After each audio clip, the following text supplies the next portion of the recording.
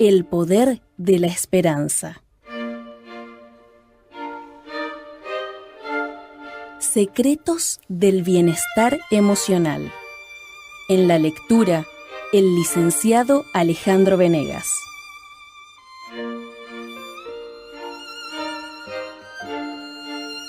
Capítulo 5. Traumas psíquicos. José era un joven hebreo que vivió cerca de 2000 años antes de Cristo. Él nació en una familia buena y rápidamente demostró inteligencia y visión. Impulsados por celos irracionales, sus hermanos lo vendieron como esclavo a los habitantes de otro país. En su nuevo destino, tuvo que sufrir en silencio y adaptarse a condiciones totalmente opuestas a las que estaba acostumbrado. José pasó por experiencias traumáticas de estrés intenso. Sin embargo, salió con honores de esta prueba severa y llegó a conquistar las metas más elevadas. ¿De qué manera José fue capaz de preservar la salud mental durante la adversidad? El ejercicio de la verdadera fe en Dios durante décadas de ensayos, suplicando al Creador el poder sobrehumano que necesitaba para salir de tal opresión, orando diariamente y manteniéndose en contacto con Dios en tiempos de angustia. Por encima de todo, mantuvo viva la esperanza de que algún día el dolor pasaría y que su Dios, al que tanto amaba, le reservaba un final feliz a su vida. José decidió actuar como una figura de transición. Tenía todo para perdonar a sus hermanos, para cobrarles intereses emocionales sin precio, pero decidió retribuir a todos de forma completamente diferente de lo recibido. El informe completo se registra en el libro de Génesis, los capítulos 37 y 39 al 50. Los acontecimientos de fuerte intensidad emocional, especialmente si los experimenta en un momento difícil de la vida o en una edad temprana, puede incluso causar depresión en la persona. Serían los casos de insultos, una niñez ridiculizada, asustarse en la oscuridad, tener miedo a las serpientes o arañas, sentirse calumniado, ser obligado a una satisfacción sexual o perder a su padre o a su madre siendo todavía muy joven, como ocurrió con Laura. Del mismo modo que un gran accidente físico deja marcas permanentes, los traumas psíquicos también pueden dejar secuelas durante muchos años. Las consecuencias más significativas se manifiestan en los días y las semanas después de la experiencia. Por ejemplo, sueños, recuerdos fugaces, negación de los hechos, ansiedad o falta de atención y concentración. En algunos casos, especialmente los niños, las consecuencias pueden permanecer durante años, convirtiéndose en una barrera fuerte para una vida sana mentalmente. Los traumas y las tensiones son incluso capaces de desencadenar la manifestación de ciertos genes y enfermedades. Estudios en animales revelaron que los efectos sociales, conductuales y ambientales pueden, de hecho, determinar que se manifiesten los genes, es decir, que estén conectados o desconectados. Por ejemplo, se demostró que el estrés provoca los síntomas de la diabetes, como la hiperglucemia en animales genéticamente susceptibles a la diabetes. Es menos probable que los animales no sometidos a estrés desarrollen hipoglucemia o diabetes, a pesar de ser genéticamente propensos a esos trastornos, escribió Norman Anderson en su libro Emotional Longevity, página 5. Efectos de los traumas del pasado. Los traumas del pasado pueden producir complejo de inferioridad. El propio yo recibe gran parte del impacto traumático y la persona pierde la seguridad en sí misma, lo que se revela en un complejo de inferioridad y en inseguridad. Dificultad para realizar actividades normales. La persona afectada se siente incapaz de alcanzar metas simples, Por ejemplo, las niñas o las jovencitas víctimas de abuso sexual a menudo tienen problemas para relacionarse socialmente con los niños o con varones. O un niño a quien los hermanos mayores asustaron con una araña es probable que tenga fobia a los animales. Tendencias paranoicas. Una persona traumatizada muestra desconfianza del medio ambiente y puede interpretar actitudes neutras de los demás como una emboscada en su contra y considerarse víctima de una agresión o persecución indebida. Depresión. El acontecimiento traumático a menudo se recibe como una pérdida del honor, pérdida de un ser querido. Cada pérdida trae consigo el riesgo de síntomas depresivos. Anorexia y bulimia. También hay una clara correlación entre ser una víctima de abuso sexual y los trastornos de la alimentación, especialmente la anorexia y la bulimia. ¿Cómo superar los traumas? Hay traumas que por su gravedad requieren tratamiento psiquiátrico. Otros, aunque sin consecuencias tan drásticas, tienden a complicar el desarrollo de la vida de una persona dentro de la normalidad. Para ello, ofrecemos los siguientes consejos. Asuma el pasado y centralícese en el futuro. El pasado no puede cambiarse. Es inútil culpar a los hechos o las personas que influyeron negativamente. Si se estaciona en el pasado, no podrá mirar el futuro con confianza. Además, es bueno recordar que nuestra mente no tiene un recurso perfecto de registro de datos. Nuestros recuerdos son reconstrucciones de eventos pasados, y esos recuerdos se ven afectados por nuestros sentimientos y por la comprensión que tenemos de ellos en el tiempo presente. Hable sobre el evento traumático. En un ambiente seguro y tranquilo, hablar o escribir sobre el evento que causó el trauma es un paso importante. Busque a una persona de confianza y dígale lo que le pasó. El efecto de la terapia de grupo con personas que han pasado por el trauma y compartir sus experiencias también ofrece resultados efectivos. En tanto, no elabore los pensamientos que le hacen daño. Se repetirán, y lo que no puede decirse no será olvidado. Mire el lado positivo. Los desastres y las calamidades tienden a unir a los sobrevivientes, las familias y las comunidades. Los que enfrentan tragedias suelen ser agredidos por la solidaridad humana.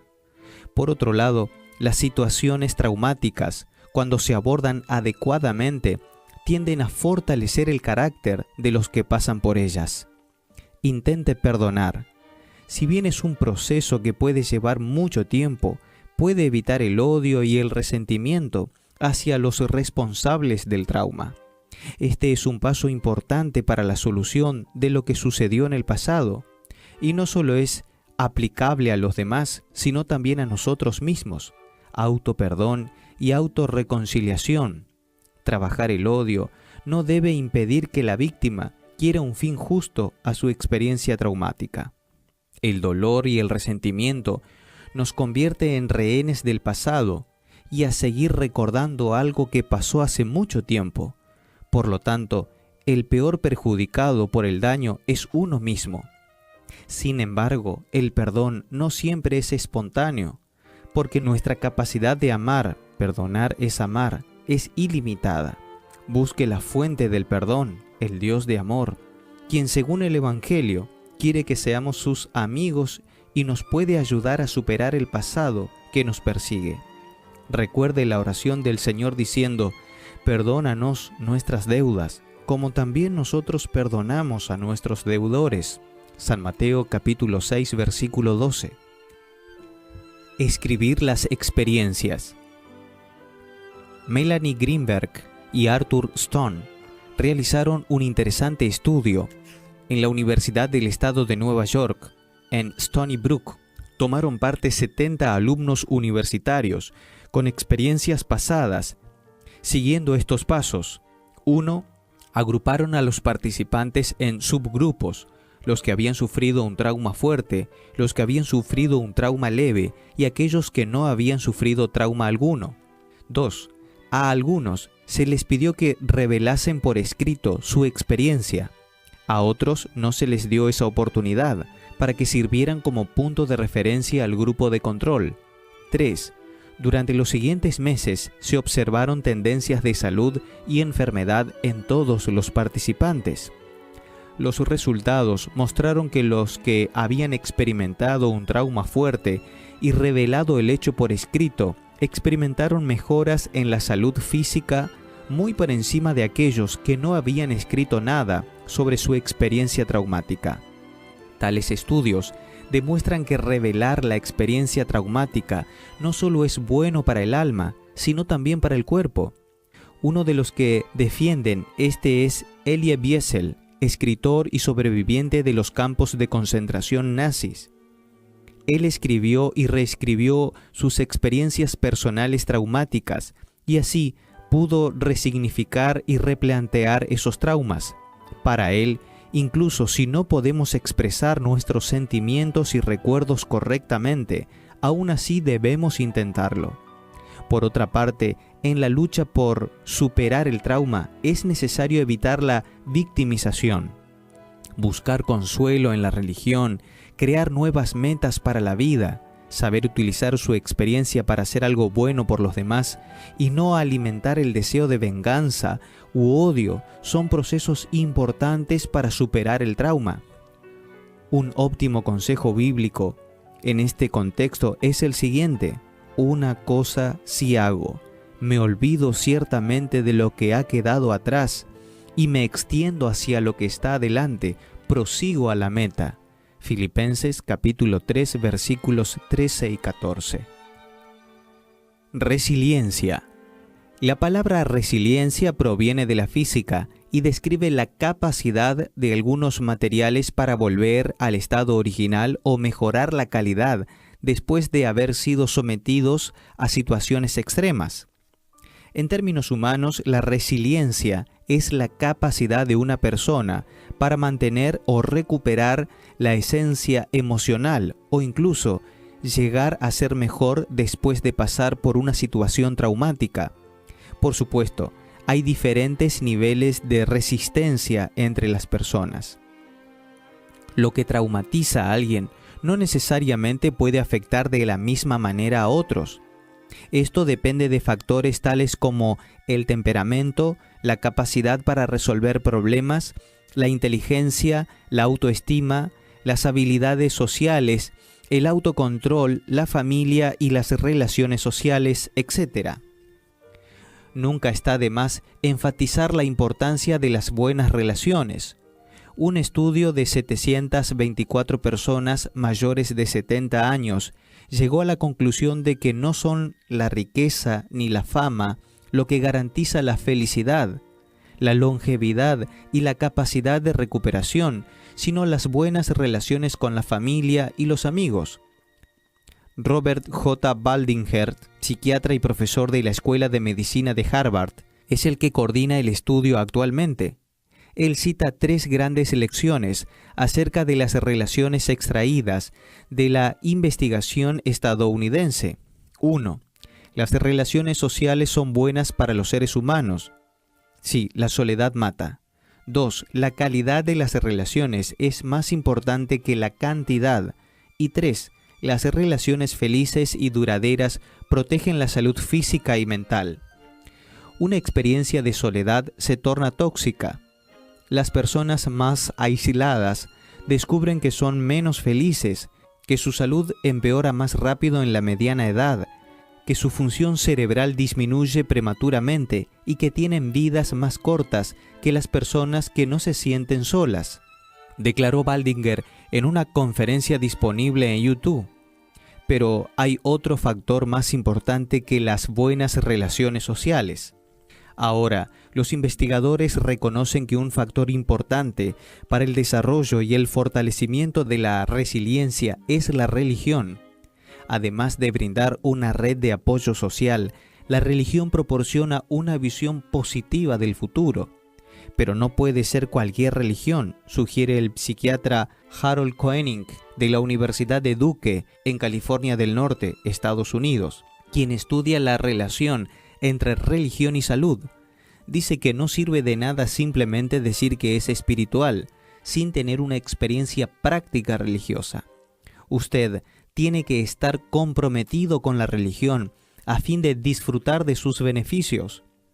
Tenemos que ir a los cultos y expresar la fe en el hogar y en otros lugares a través de la oración y el estudio de la Biblia. Él afirma que la creencia religiosa debe influir en la vida para que también influya en la salud.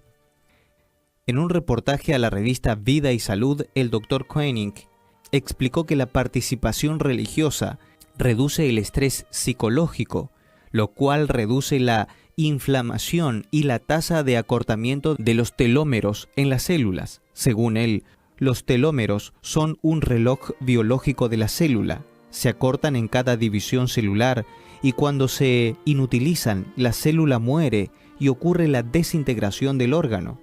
Según la investigación, esto explica por qué las personas más religiosas viven un promedio de 7 a 14 años más. Recuerde, la religión hará bien si es positiva, centrada en una buena relación con Dios y con los demás. Y la Biblia describe exactamente cómo es la verdadera religión. Delante de Dios, la religión pura y sin mancha consiste en ayudar a los huérfanos, a las viudas y en sus aflicciones, y en mantenerse limpio de la maldad de este mundo. Santiago capítulo 1, verso 27. En este mundo es imposible eliminar, al menos por ahora, todas las situaciones traumáticas.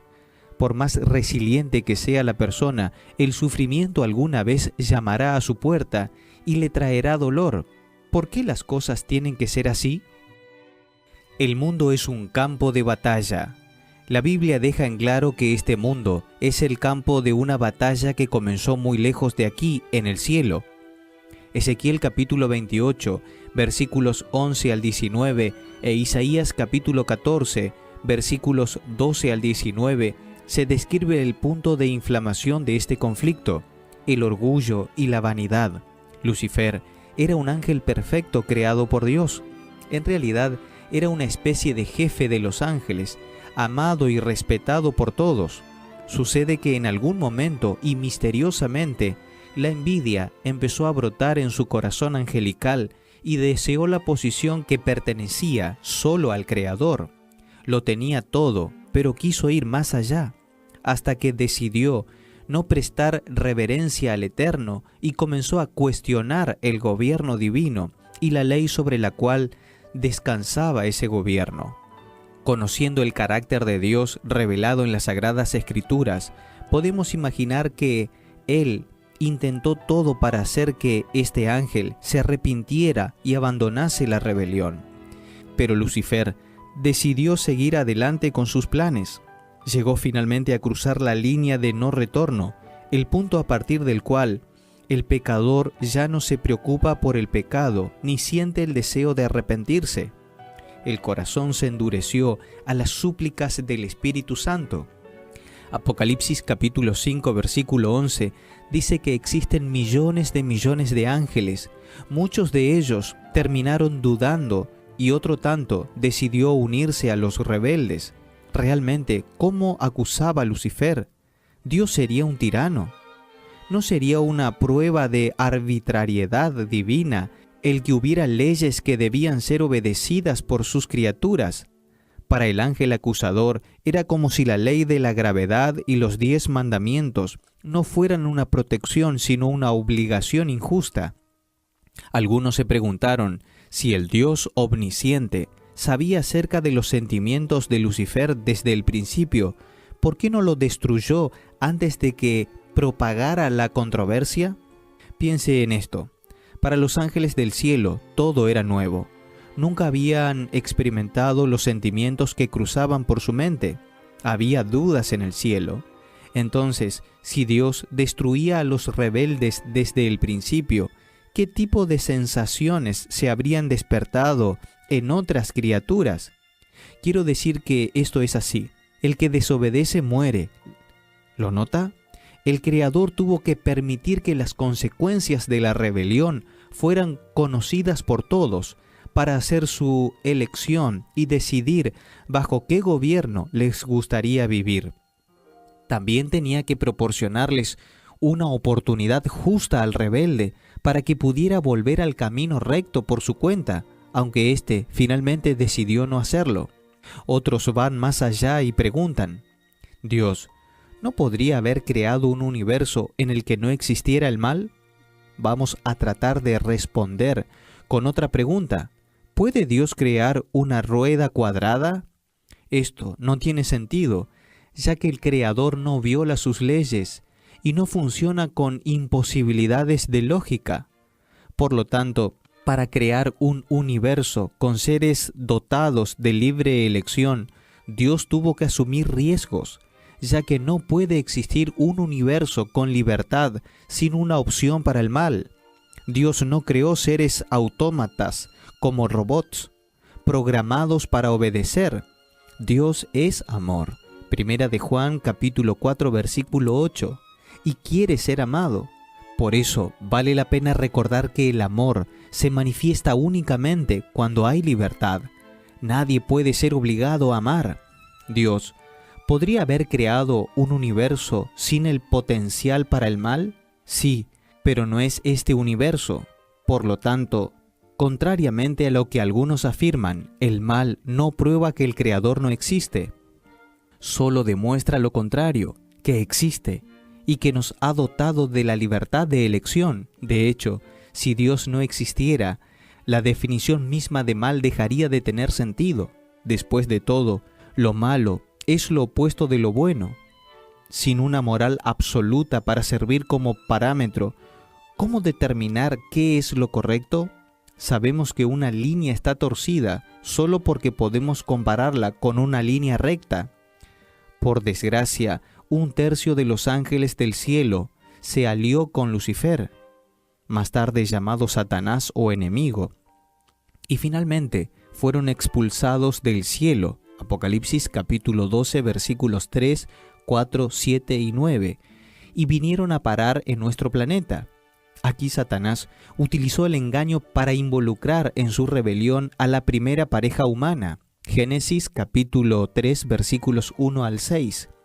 Con mucha astucia e inteligencia satánica, el enemigo logró inocular en Eva el virus de su propia rebelión. Sugirió que si ella desobedecía a Dios, sería una criatura superior, igualando al Creador mismo. Lucifer quería eso, y fue capaz de convencer a la mujer de quererlo también. La mentira original puede resumirse en 2 afirmaciones. 1. Tú no vas a morir. Y 2. Serás como Dios. Después entonces, el enemigo ha estado diseminando la misma mentira bajo diversas formas. Todo ello con el objetivo de eliminar al Creador de la humanidad. Cuando se considera inmortal y autosuficiente, la gente ya no reconoce su dependencia de la fuente de la vida. Con esto, los rebeldes hieren el corazón del Padre. Debido a esto, podemos decir que este planeta es un campo de batalla. Continuamente los ángeles buenos y los ángeles malos compiten por influir sobre nosotros.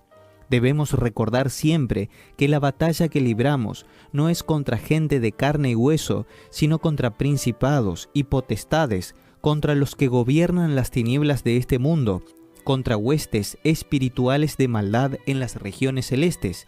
Efesios capítulo 6, versículo 12. En una guerra siempre hay situaciones traumáticas. Si lo duda, pregunte a un veterano de guerra. A pesar de todo, nuestro general está comprometido personalmente con nuestra salvación, incluso si tuviéramos que llevar una que otra herida de guerra. Además, el general ya ha anunciado el fin de todas las batallas, será su venida. Sin embargo, ¿cómo puede asegurarse que el general realmente está interesado en nosotros y no nos ha abandonado en un campo minado sin esperanza? Es simple. Cuando Satanás logró involucrar a Adán y a Eva en la rebelión, creyó dar jaque mate al Creador. Después de todo, la pareja sabía que la paga del pecado es muerte. Romanos capítulo 6 versículo 23. Como habían pecado por elección propia, los dos merecían morir para siempre. Si Dios no los destruía, el enemigo podía decir algo así a todos los seres creados. ¿Ven? ¿No les dije que Él es tirano y malo? Porque conociendo la misericordia divina, el ángel caído esperaba que Dios pasara por alto la actitud de la desobediencia de la pareja delincuente. En tal caso, Satanás acusaría al Creador de ser inconsciente e infiel a su propia palabra. Si podía ignorar la culpabilidad de los dos seres humanos, ¿por qué no la suya propia? Solo que rebelde no contaba con algo sorprendente que lo hizo enmudecer. Sí, la paga del pecado es muerte, y alguien de hecho debía experimentar la muerte eterna por causa de ella, pero no serían Adán y Eva. Dios, en la persona de Jesús, moriría en el lugar del pecador, asumiría su culpa y revelaría de manera grandiosa hasta qué punto el general estaba y está dispuesto a ir por amor a sus hijos. Por eso tiene autoridad moral para decir: vengan a mí todos los que están cansados y agobiados, y yo les daré descanso. Mateo capítulo 11, versículo 28. Ni Pablo, ni Laura, ni Carlos, ni usted ni nadie pueden cambiar el pasado. Las cicatrices de guerra están en su cuerpo, en su mente, en su corazón. Sin embargo, puede hacerse una cosa: cambiar de actitud en relación con lo que ocurrió en la batalla de la vida. Cambiar la manera de ver esos traumas. La persona que confía en el Dios de la Biblia sabe que Dios dispone todas las cosas para el bien de los que lo aman. Romanos capítulo 8, versículo 28. Por lo tanto, entienda y acepte que no es Dios quien originó el mal, sino que utiliza todo lo que es posible para que esas experiencias del campo de batalla contribuyan a su crecimiento y su salvación eterna. Confíe en el Padre, confíe en el general. Él ya demostró que es digno de esa confianza.